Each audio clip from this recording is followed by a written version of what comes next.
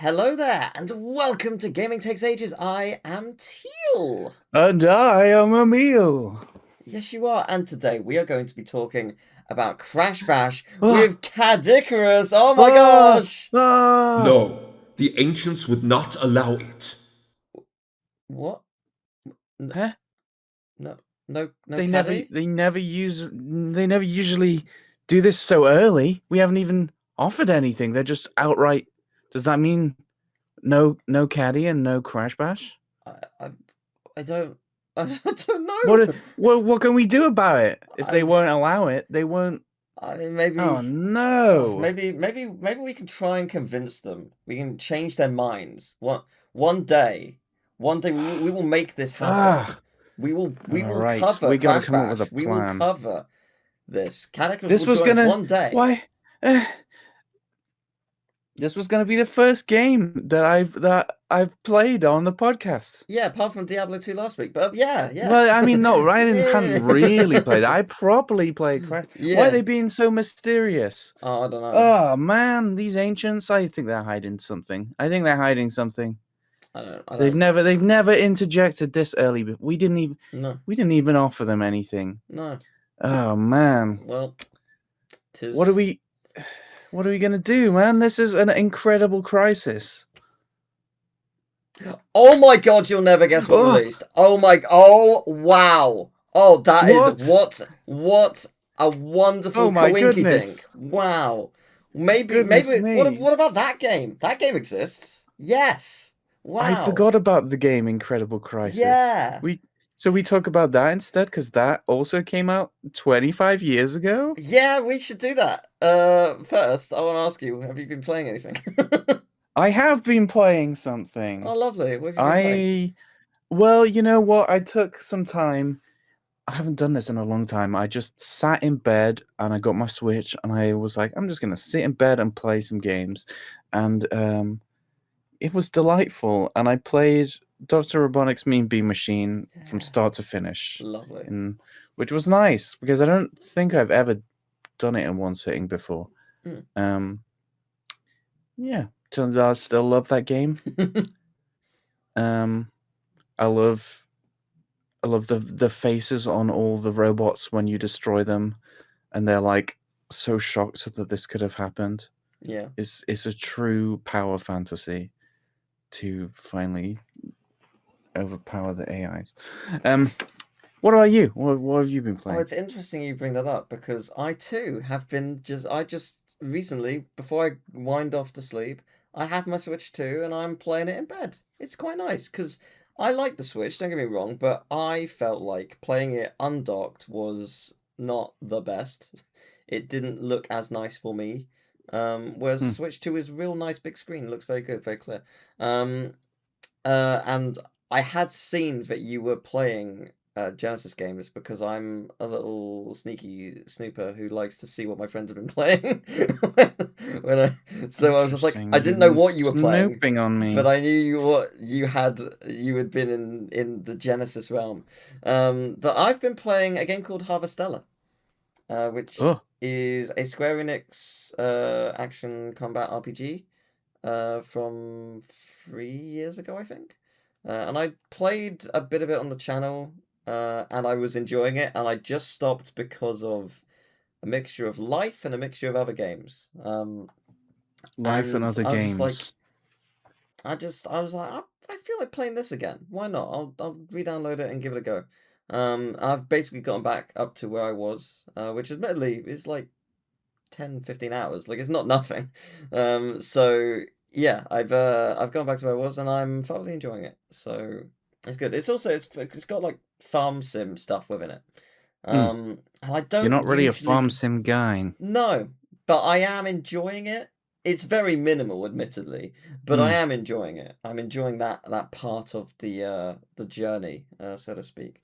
But there is a thing within the game where like at the end of each season. I don't know if it's every month or if it's actually every season, but there's a thing that occurs that destroys all the crops, and it's like it's 5 days away. It's like oh, I'm gonna lose my farm. I can't plant anything else. I'll wait until that's passed, and then I can plant all these seeds that I've accumulated. So I'm looking forward to that. But yeah, it's fun. So Delightful. yeah. Well, usually we'd offer the ancients something. Wait a minute. You've had a haircut, you sneaky bastard. I have, yeah. Okay, carry on. So usually every week we offer the ancients something, but you know what? No, they have Screw displeased those us. guys. They have displeased us. Yeah. So no offerings from us. We're moving We're on. trying to please them. Yeah.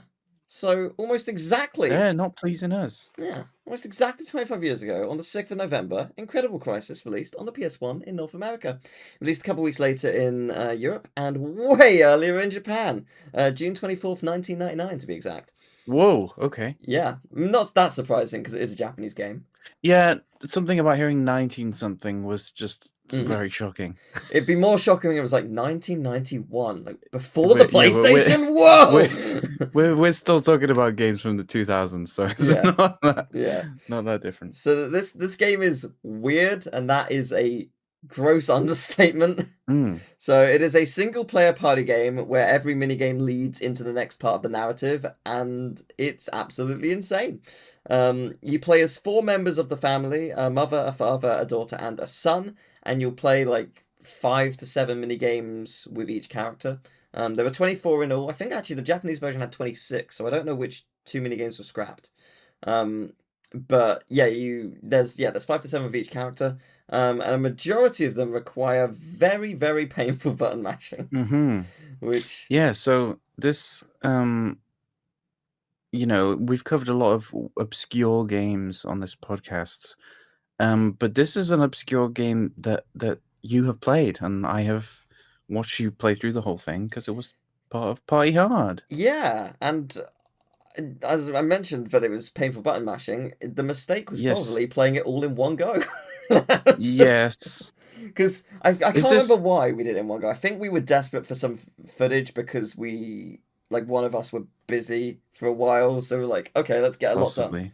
And that was my downfall. So, but is this the first game from Party Hard that we're covering?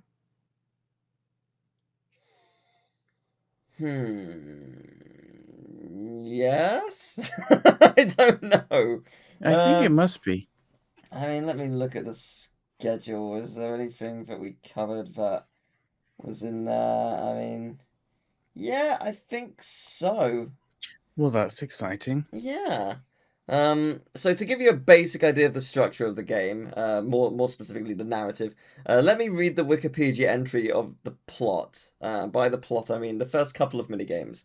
So the first chapter revolves around Father Taneo, who is working in his office when suddenly he is ordered to dance by his his supervisor along with his peers. That's minigame 1.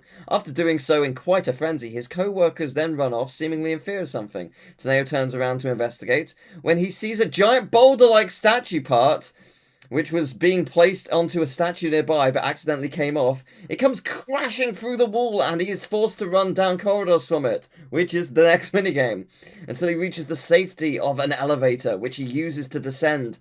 The boulder comes crashing from above, shooting debris down while Taneo desperately works on activating an emergency stop. That's minigame 3. Eventually, the boulder shoots down onto the elevator, and in an explosion, Taneo is shot out of the window, falling to certain death. Taneo luckily grabs onto a flagpole, but it cannot take his weight, thus Taneo falls once more. The flagpole is minigame number 4. Various things slow his descent, and he lands safely. The boulder emerges again! And that's all I'm going to tell you about that for now, at least in order. Because it goes on, it keeps escalating and escalating. Taneo sort of deserves this, though, because he almost cheats on his wife. I think it's his supervisor, or a co-worker. They're in a Ferris wheel together, and one of the minigames is giving her a sensual massage.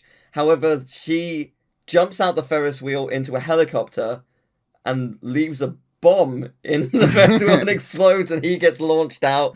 So that's that. But then chapter 2, the mother has gone to the bank, but there's a bank robbery being committed by people in wolf masks. The leader takes off her mask, and it's the girl the father was trying to seduce. The red dress lady. So, yeah, she gets around pretty fast. Like, fair play. Like, she was there, now she's here for wow. But yeah, the game is crazy. And it like there's a lot more. Like, I can't remember if it's the son or the daughter, but they get shrunk. Yeah. There's a mini game where like they're all in the same guy's boat and it keeps sinking, and they keep have to like he has a terrible little dinghy boat, and they all end up in there, and they all have to try and stop it from sinking. And each time it's a button mashing mini game, and it just gets progressively harder, which is not great. It's not what you want. The one game that truly broke you was from the daughter's story, which I think was the last one. It was the final mini game, yeah. Yeah.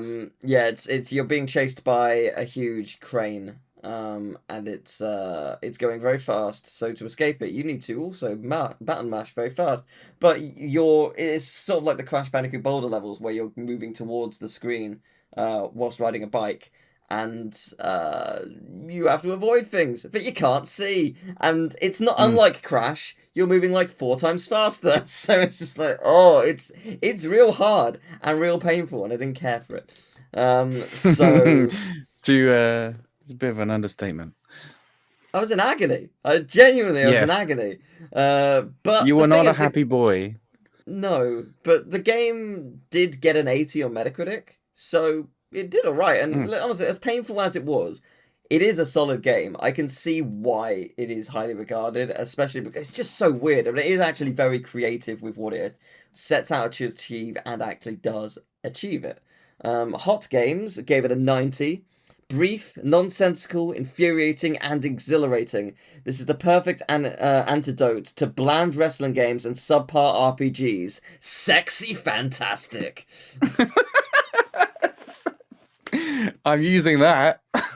Sexy fantastic. I hope that's just how they end all of their reviews. Yeah. But it's probably not. It might just be this one, but I enjoyed fantastic. It. For our question this week, I thought I would give you some level titles. You have to tell me which one I made up. Okay. This is actually a memory game because I'm familiar with this game. Yes. I can tell you what all the minigames, like... Well, actually, yeah, one of them I can't tell you what the minigame connects to because I actually don't remember. Okay, so Independence Bay, Pound for Pound, Finances with Wolves, Kiss of the Spider-Man, The Goods Must Be Crazy. One of those I made up. I think... So, go through them again one by one. Independence Bay. Right. I think that's when there's the UFO that comes down and they're at a bay, so that one's probably true. Mm-hmm. Pound for Pound. This is the one I think might be fake, but I can tell you what happened in it, whether I made that. Okay. You have to move money from a piggy bank in like the bank vault, and you have to have like the exact amount. Yeah. Finances with Wolves. Yeah, I think that one's real because they have the wolf masks and it's like a Dances with Wolves. Like Kiss of the Spider-Man. I remember that being a thing. Yeah, there is like the boy when or you're the girl. shrunk, there's a spider. Yeah, I think it's the boy shrinks. Yeah, and then The Goods Must Be Crazy. Well, that's like a play on the gods must be crazy. I don't think that's something that you would come up with necessarily. So, But one of them I have made up. Yeah, I know. The thing is, I'll help you out here in respect for the name I have. All the mini games are real, but you made up a name. Yes, right? yes. I made a pun name somewhere. So the question is, can you work out I'm which one I leaning made towards Independence Bay. When did Independence Day come out? Surely it was before 2000? I don't actually know. Or do I? I don't know. See, I was thinking it was Pound for Pound, but Wait a minute.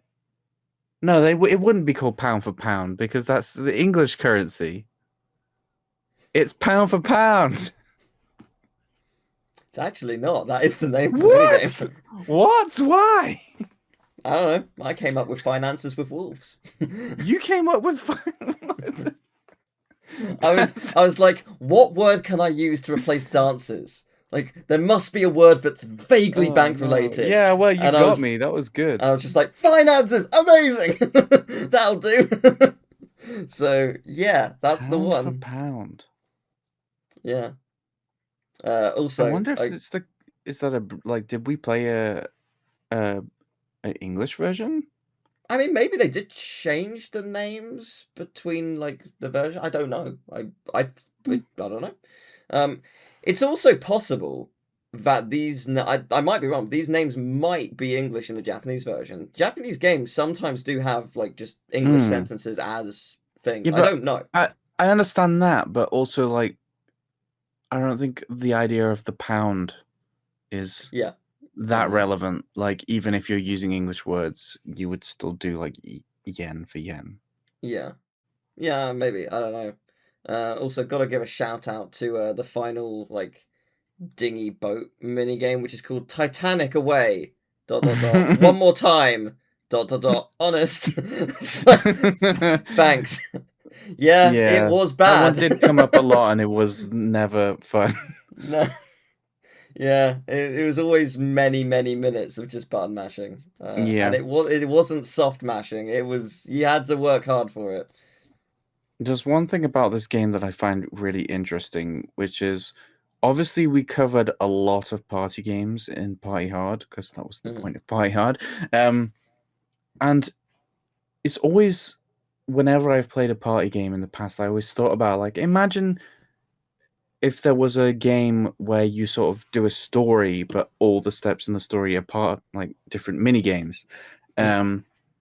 Because usually when you get a party game, the mini games are like they might be to a theme, but they're still just like, oh, you're doing this mini game because you're doing a mini game. And then when we got to this game, I was like, oh wow, this game is doing that thing. Like it's amazing that this doesn't come up very often. Like it's a narrative party game in a sense. I understand why its own it doesn't subgenre. Yeah, I also understand that, but it's really cool to see.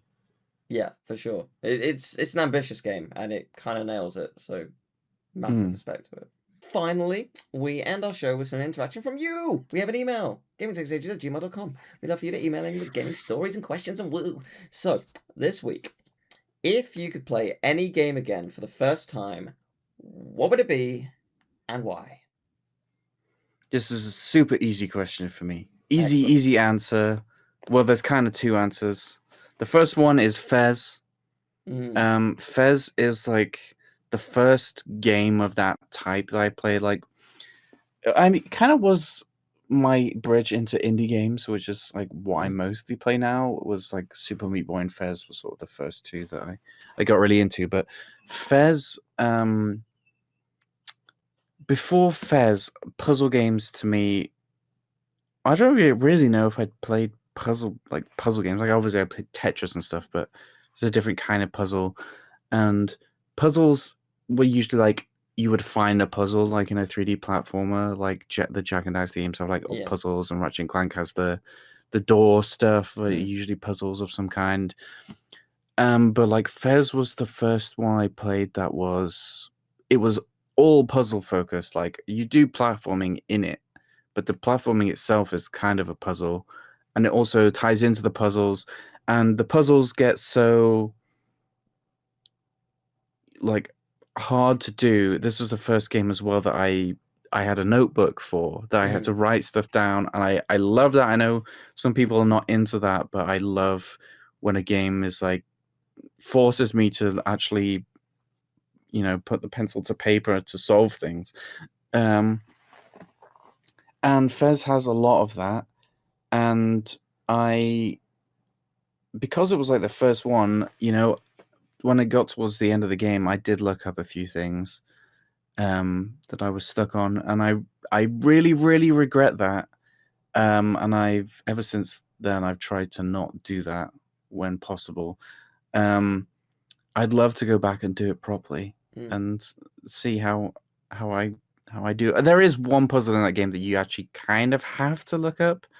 it was intended to never be solved, but it was solved Interesting. by the community brute forcing Right, the right, solution. right. Interesting. So, which is kind of interesting, like a modern take. Like you wouldn't get this in a game on like the NES or something. Mm. The solution would have to be in Nintendo Power or whatever, Yeah. and that's just how you solve it. But like, you know, the internet is a thing now. Looking up the answers is actually a part of games for a lot of people.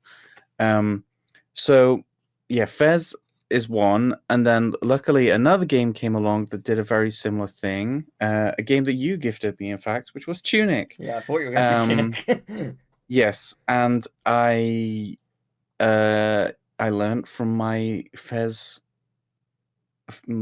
mistakes, and I didn't look up anything, and it was very satisfying to solve these things, and I'm happy. It almost felt like I could play Fez again for the first time when I played Tunic, Yeah.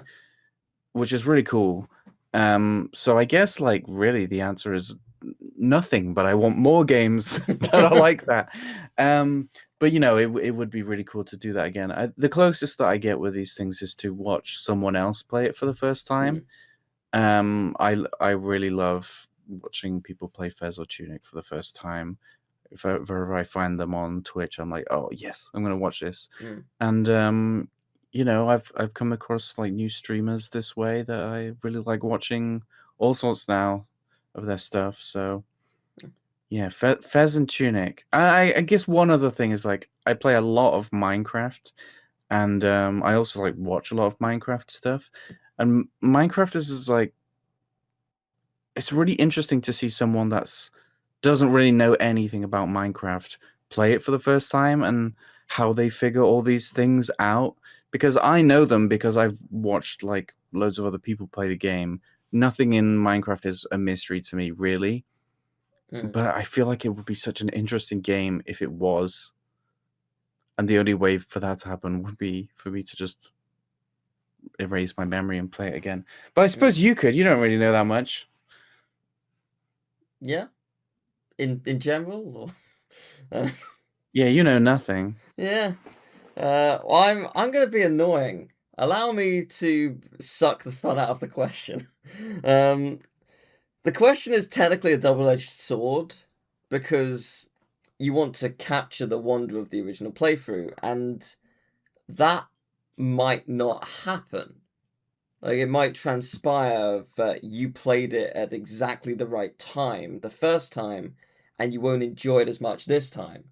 Like, for Celeste, for example, I first played that when I was depressed, and I didn't realize I was depressed, but I was.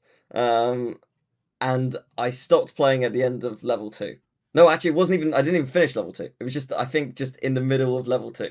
I just stopped playing there. Just because I was in a funk and I didn't feel like it. Had I played, barely a bit more, I would have found a world of stuff and I would have maybe realized that something was wrong with me. And I cannot have that experience and I can never know. But I went back and played Celeste much later and I enjoyed it a lot and still love it, and you know.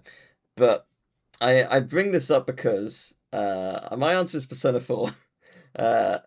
4 years prior to the Celeste incident, I was depressed again. Amazing, right? I love it. So playing that broke me out of depression when I needed it most, and I will forever love it for that. Does it have a couple of problems in its gameplay and how it handles some topics? Oh, yes. That's what the remake's for. Hopefully it will fix those. We'll see. But that aside, I don't know if I was going to be playing Persona 4 for the first time, because that was my first Persona game. If I was to play Persona 4 for the first time with no real knowledge of the other Persona games, and I wasn't depressed, and I'm at the stage I am now where I'm more mature, and I find, you know, the couple of things that the game gets wrong more annoying and detrimental to it, would I still love it? And I don't know. And I think I would love to play it again for the first time to re-experience the wonderful things that happened. But would there be parts of it that would actually put me off? And would I actually lose something massive out of it? I don't know. And that's something I can't know, and I'm glad I don't know.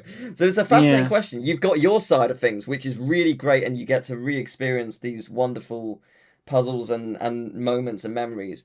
And there's my side where it's like, oh, this is a thing that really helped and saved me, but also, oh, would it be a good thing to turn the clock back? I don't know. So it's yeah, interesting one. It'd be fascinating to know what other people think in regards to this question, because it is a lot deeper than maybe it first seems.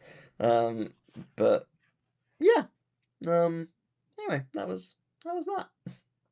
That was a podcast. It was a shorter podcast. It was a strange podcast. It was strange. We got to get to the bottom of this. We got to figure something out with these ancients. They're Yeah, bad guys. I gotta figure something out with Discord, because I'm gonna have to edit your lip syncing, and it's gonna be an absolute pain. But that's fine. I do it because I love you. So it's fine. Hooray! But yeah, if you have a question, email us. How many times? Email us. So yeah, well, that's my name, Emilius. yes, exactly. Next week, we're going to be looking at Sonic Shuffle, a game you have played, a game That's that depressing. you probably shouldn't have played, but you have. And then the week after that, November 21st, we're going to be looking at Banjo-Tooie. Ooh, very interesting game. So, yeah, we'll see you later. Goodbye, fare thee well. Let's pad out the time by saying goodbye for a really long time. Goodbye!